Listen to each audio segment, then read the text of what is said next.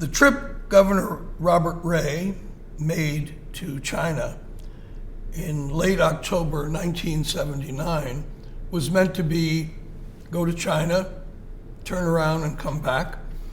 We had an official United States Air Force plane to carry us there. But Governor Ray suggested to the delegation that we should maybe make a side trip and go to Thailand and visit refugee camps. And other governors were agreeable to that.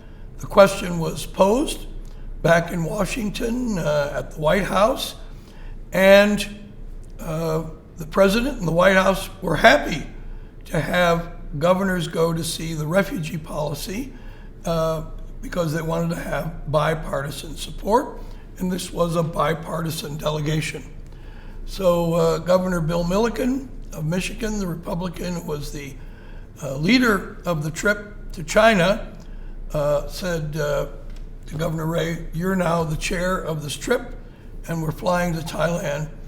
And we land at the airport in Bangkok, and there's a program that the embassy had planned for us. We were going to go to see one or two refugee camps, see the situation. These were several 100,000 refugees from Cambodia, from Vietnam, from Laos, who were in kind of a holding position. They weren't officially, in fact, refugees. They were more like displaced persons waiting to return home. But nonetheless, it was a big issue, and there were a lot of people. So we land, and as we get off, we're met by the American ambassador, Morton Abramowitz, who a wonderful friend of mine, more senior officer I had known during my time working for Dick Holbrook. And Ambassador Abramowitz said, "We have to change your schedule. There's been an incredible development. Tomorrow morning, you're going out to the Thai-Cambodian border." So very early, we're on a bus, minibus, we're on our way out on the highway, and we get out to the border of Thailand and Cambodia.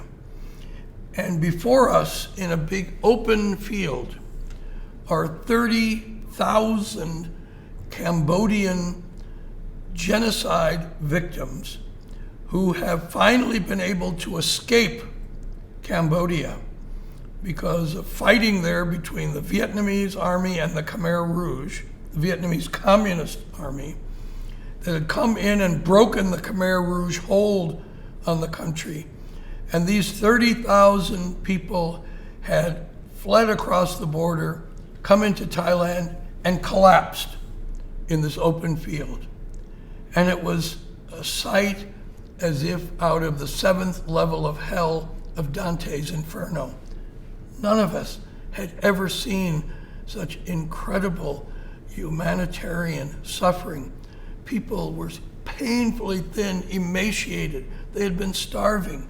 They were sick. Some children were just all alone.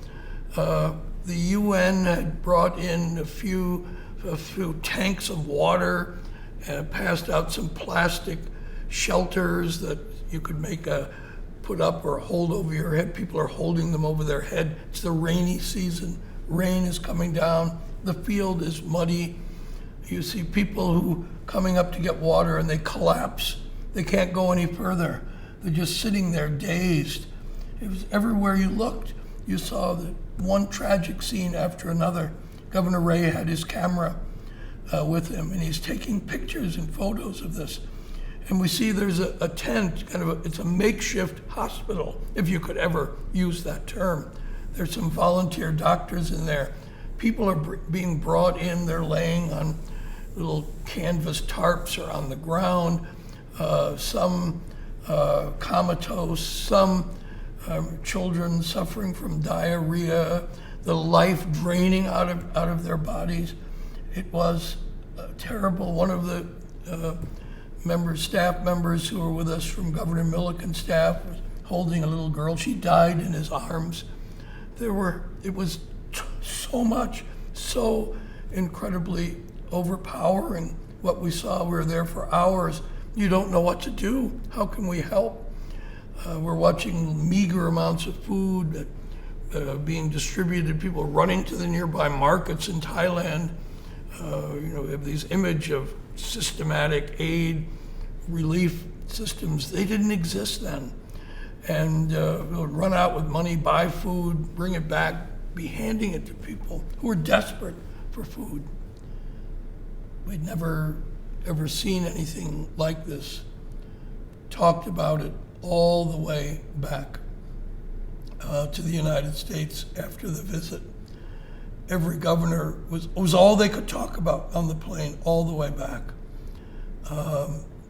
And it would lead to a dramatic humanitarian campaign in Iowa that was known as Iowa Shares and would represent one of Iowa's finest moments in reaching out to provide assistance to suffering people 12,000 miles from our borders. Once again led by Iowa's incredible humanitarian governor, Robert Ray.